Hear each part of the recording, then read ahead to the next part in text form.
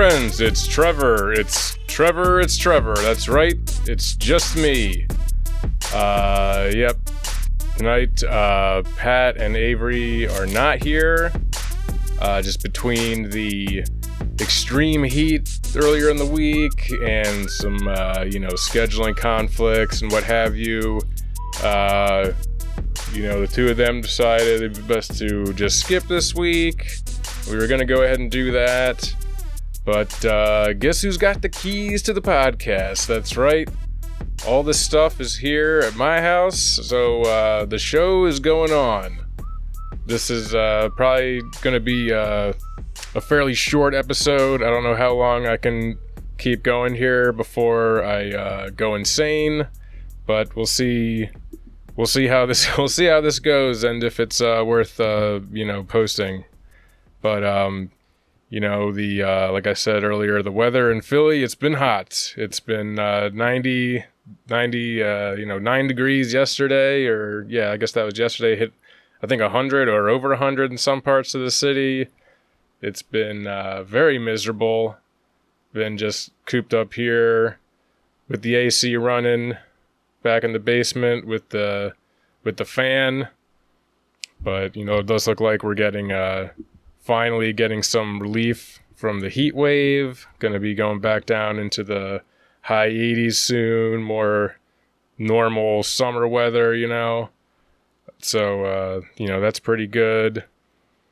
But kind of in the dead zone of the sports calendar, which is another reason why we were kind of thinking about skipping this week. But there's a few things to go over, I think. We had the home run derby on Monday night with Phillies third baseman Alec Bohm, who was kind of an odd choice to make it into the derby. Not exactly your prototypical power home run hitter, more of a line drive, doubles in the gap kind of player. But despite being the longest odds to win, he does end up putting up the most home runs in the first round. He gets 21, really gets on a roll. Pete Alonso, the cringe Pete Alonso, has a miserable outing. He does not advance past the first round. And, Bohm came very, very close to making it to the finals. He was tied with Teoscar Hernandez. They go into one of these, the swing off, as they call it now, where they just get 3 swings. Hernandez gets 2 over the fence. Alec Bohm only gets 1, so he falls a little short to get into the finals. But pretty cool. You just see Alec Bohm, put up a showing there in the home run derby. Home run derby overall, pretty good. Nothing. I feel like there wasn't any. No one really went crazy in this one. There wasn't anything too memorable, I would say. I don't know if maybe we discussed last time that they should really find some way to spice things up a little bit. Like, aluminum bats. Let's just, hit some crazy 600 feet home runs or something. But, I'm not sure. I love all it seems like every year they're like introducing some little new thing to the format now. I think this year they had, it was timed rounds and also a limited number of pitches on top of that. But,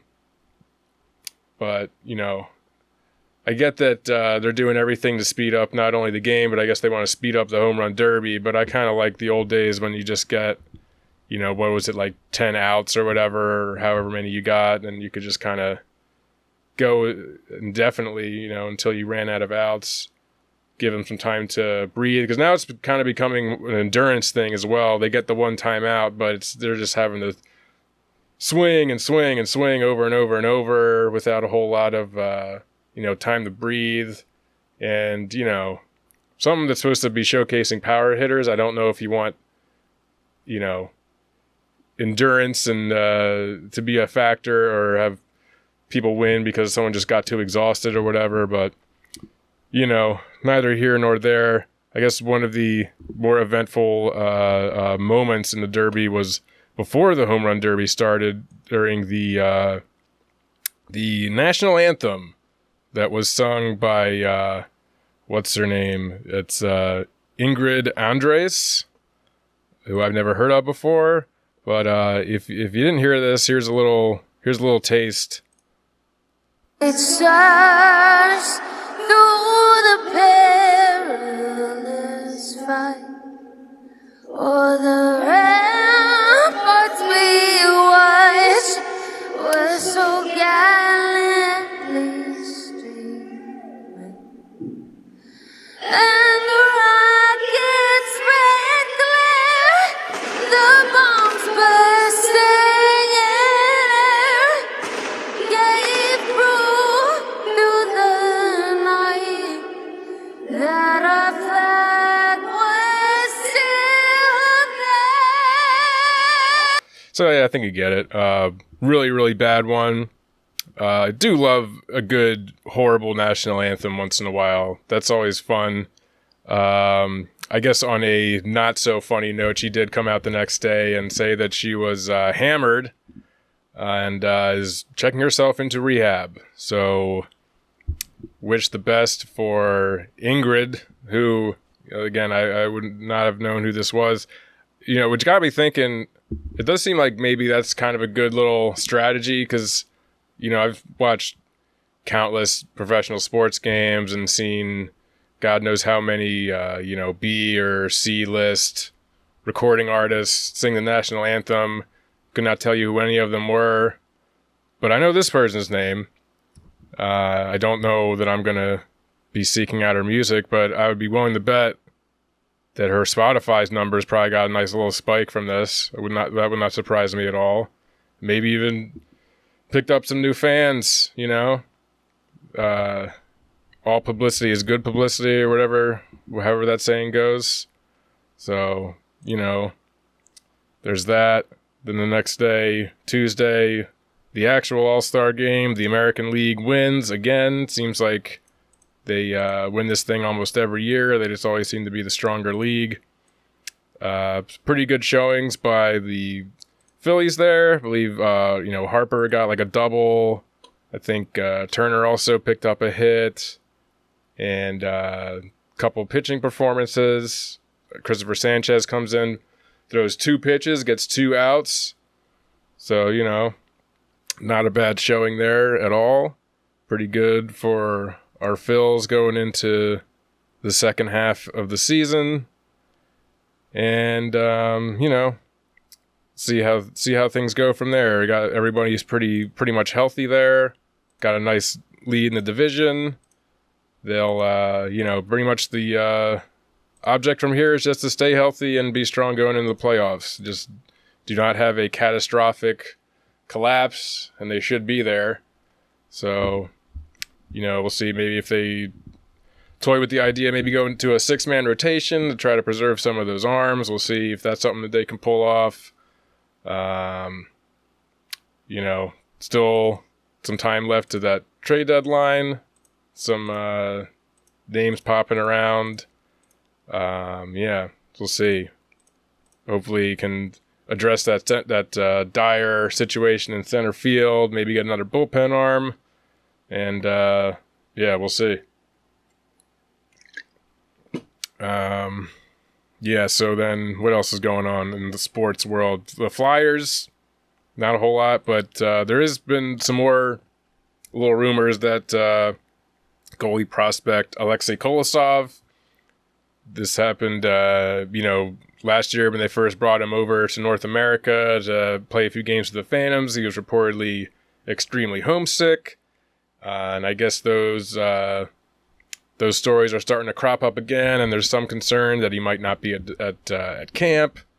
He is under contract with the Flyers. He, would not be able to just go back home and play in the KHL without something being worked out. So hopefully this is just nothing, and he'll eventually, learn to love the bustling culture and sightseeing opportunities in Lehigh Valley. I don't know what there is to do out there. There's got to be something. There's got to be something fun to do. But, culture shock, I guess, and not speaking the language. That's got to be pretty difficult, but plenty of people do it. So I don't know. Hopefully he figures things out and he'll be here for camp. And then also more rumors with the Konechny situation. Travis Konechny, of course, is been seemingly due for an extension or possibly trade, but that seems pretty much out of the realm of possibility at this point. I'd be pretty surprised if they were to move him now, unless they really just cannot get a deal done. Some rumors now saying that they're seeking a $10 million deal annually, which, as much as we love Travis Konechny, I do not think Travis Konechny is a $10 million player. So hopefully that they can figure out something a little more reasonable than that. I know we've talked about Danny Briere's tenure so far, and now we don't really have any real major complaints. The past draft was a little weird, has some off-the-board moves. It seems clear that they're kind of banking on the 2025 draft to really get things going, and I think after that offseason was done, we can really start to judge Danny Briere's tenure and, how he's really putting this team together going forward. But I will say, if they do end up caving and signing Konechny to stay like a 6-year, $10 million, AAV, that to me would definitely be the first big strike against Briere. That would have me a little bit concerned. Maybe showing a little too much preference to, your existing guys and, not being as, cold and calculated as a good GM should be. But, nothing to get upset about yet. We'll see where that goes. The Sixers, Kyle Lowry is back. He signs a 1-year deal to come and rejoin the Sixers for next season. I think pretty much everyone's pretty happy about this. Obviously a good fit with, the fact that he's a Philly native. He's got the, veteran presence, from at the point guard position. He could probably still teach Tyrese Maxey a few things. He, gave you some really intense minutes during that Knicks series, as much as we probably don't want him to be in the starting lineup. He's someone that definitely brings a playoff pedigree to, a team that's got a lot of young guys. I think we all like that. And then Summer League is going on still. Out in Vegas, where it's 120 degrees or something. They're setting records out there. Really hot. But main story coming out of there, I suppose, is Jared McCain struggling a little bit. Just the shot doesn't seem to quite be there right now. Not a whole lot to take away from it, I guess. It's just depending. I feel like when it comes to Summer League, if it's a player that you feel good about, you'll say, oh, it's just Summer League. It's fine. Don't worry about it. These games don't really matter. It's just for them to, get some games under their feet and this and that. Wait till the regular season, blah, blah, blah. And if it's a player that you don't like, you'll use their performance to confirm that they are, in fact, horrible. That's pretty much been the story with Bronny James. I think pretty much everyone except Lakers fans are kind of rooting against him, which maybe he doesn't deserve that. It's not his fault that he's, LeBron James' son is kind of nepo babied his way onto an NBA roster. But he certainly does not look too great. I know they had fucking Jaylen Brown was at some game a few nights ago, and they pretty much got on camera saying like he doesn't think that Bronny's an NBA player or he's not a pro or whatever he said. So yeah, Summer League, it is what it is. I think I'm not too worried about Jared McCain just yet. I will say it does seem that he's got a little bit of a better handle than people were expecting. So some of the little attributes to his game, aside from the 3-point shooting that he's known for, has maybe looked a little better than people expected. So some flashes of things here and there. Nothing to be, nothing to be too concerned about. We'll see how things shake out with the rest of Summer League.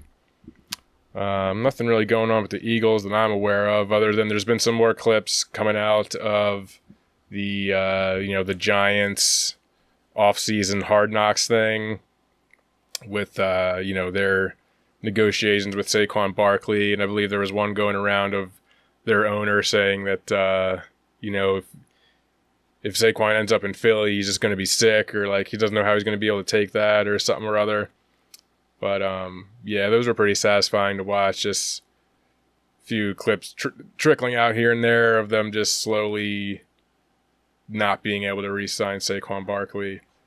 So that's fun. So non-sports, nothing really going, except that someone tried to murder President Trump. So this was fun.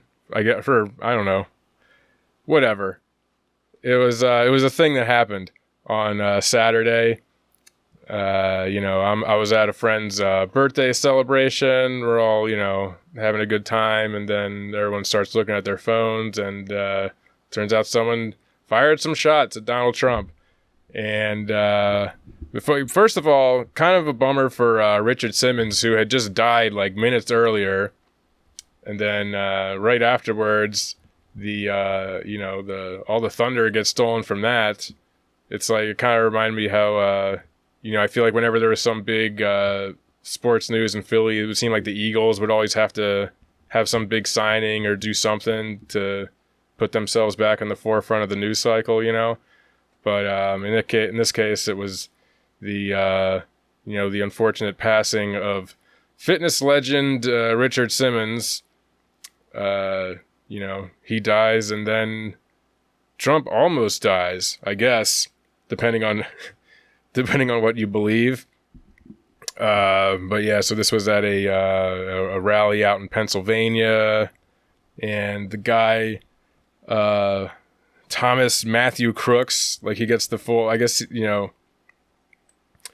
some people are just calling him Thomas Crooks, but, I guess a lot of people are giving him the typical assassin 3 name treatment, John Wilkes Booth, Lee Harvey Oswald, allegedly, But, so that was interesting. I will say, have you seen a picture of this? I'm sure you have to have seen a picture of this guy by now. This 20-year-old, nerdy looking guy. Definitely had more of a school shooter vibe, I think, than a potential political assassin. But, definitely kind of a weird looking guy. And, not to make light of things or, this or that. And I think even without my 2 co-hosts here, I think it kind of goes without saying, I feel like I can speak on behalf of the podcast that the Citywide Special does not endorse political assassination as a legitimate means of dissent. So, we're not into that. It's not good. You shouldn't shoot people.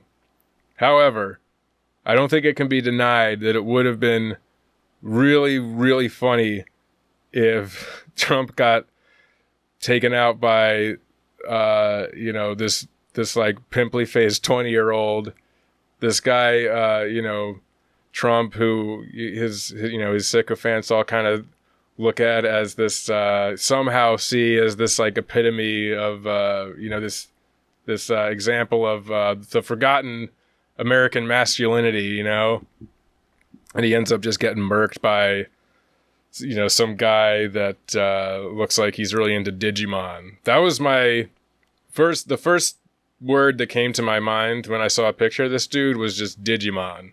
totally looks like a Digimon guy. Like, he looks like a guy in school who, you know, would have been really insecure about his Digimon fandom and would have tried to always, like, argue with people who collected Pokemon cards that, like, Pokemon's lame and, you know, Pokemon's for kids and Digimon's, like, the real shit. Like, he's definitely, you know, he's definitely looks like a Digimon guy.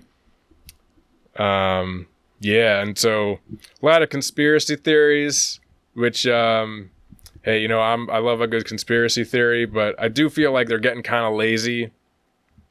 You know, there doesn't seem to be a whole lot of thought that goes into this.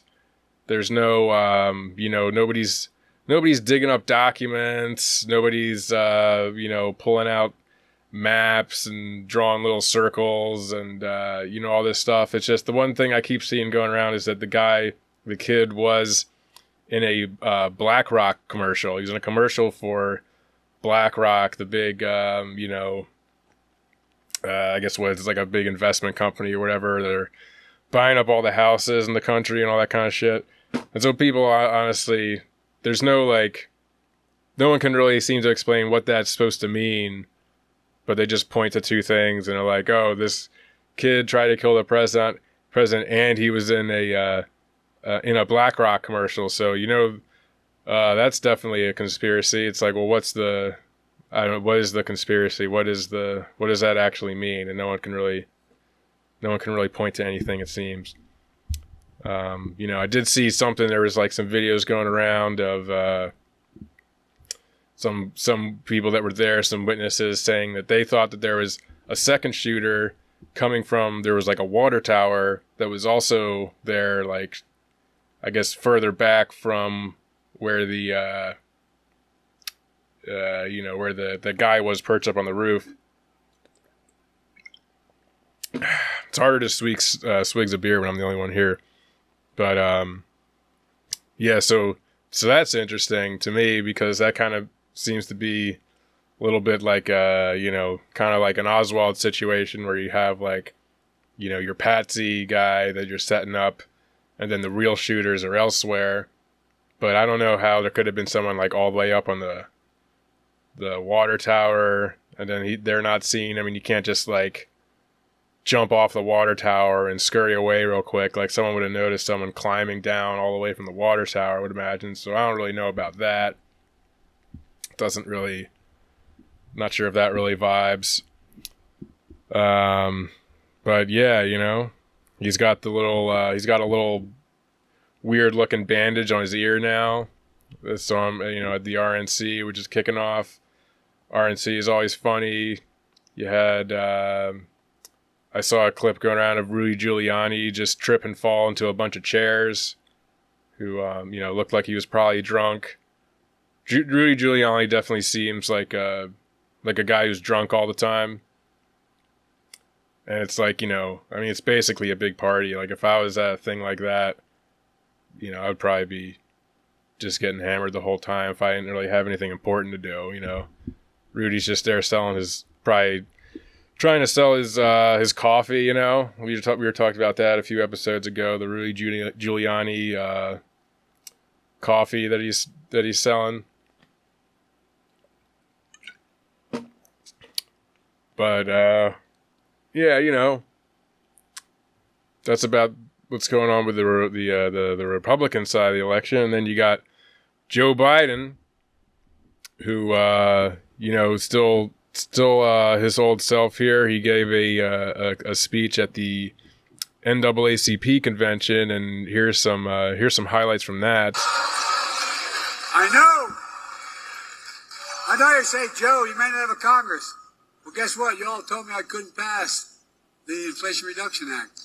You all told me I couldn't face it. Anyway, we did it. We're going to bring rents down, as I said. We're going to build 2 million affordable homes. And cap rent increases of 5% a year so corporate landlords can't. God. Anyway, I don't want to get going. I'm going to get very upset. But there's gouging America. And by the way, not only saves lives, it will save taxpayers. Just what I did on the first round on dealing with Medicare. It saves the taxpayer $160 billion. Because they don't have to pay these exorbitant prices to these Anyway. Yeah, he looks fucked. You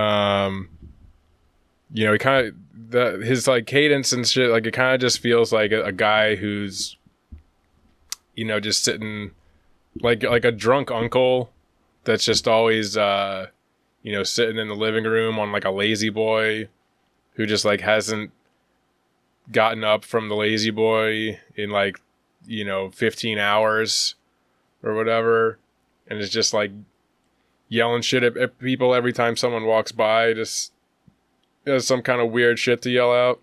That's kind of the vibes that I get from listening to him now. I do love the anyway. That's a great way to escape from a tricky you know, when you sound insane, you just kind of go anyway. I like that. But also, he has COVID now. We just found out a few hours ago. Reports came down, and this was shortly after there was something that came out that said, you know, Biden would consider possibly, you know, dropping out if like doctors recommended him so, or, you know, with the doctors, you know, such and such or whatever. And then literally hours later, it comes out that he has COVID. So, you know, I feel like every few days it kind of goes back and forth between him looking like he's staying in, and then it's looking like maybe they're going to try to force him out. And then it's like, nah, I guess that's cooled down. He's going to stay in now. And I feel now we're back. We're definitely swinging back to he might be getting forced out now. There was apparently earlier today there was also, or I don't know if this was today or yesterday or whatever, but I think Chuck Schumer and him had like a closed door meeting, and it seems to be reported that Chuck Schumer is trying to has said that he thinks that Biden needs to drop out. I think Hakeem Jeffries came out and said the same. So it's starting to seem like the sharks are circling around old Diamond Joe once again, and he might have to be on the way out a bit. You know, we will see. Definitely does not, you know, it's definitely been far more interesting a campaign season than I think anyone thought. I was kind of thought this was going to be more or less a repeat of 2020. Like, no one's really that excited about Biden, but there's enough people that just really dislike Donald Trump that enough people will come out and just vote against him, that Biden will edge him out again, and then, you know, he'll just, you know, have dementia and shit for another 4 years. But it has definitely been more interesting than that. So, you know, like I said, we might be definitely in the decline of the American empire, but, you know, it should at least be a little entertaining. And I think with that, we'll just about call it a night. Just get in and get out here. Please leave us a 5-star rating and a review wherever you get a podcast. Give us a subscribe on YouTube. Follow on Twitter, TikTok, Instagram, Facebook. Send us an email at citywidepod@gmail.com. And from all of us here, just me at the Citywide, good morning, good afternoon, good night.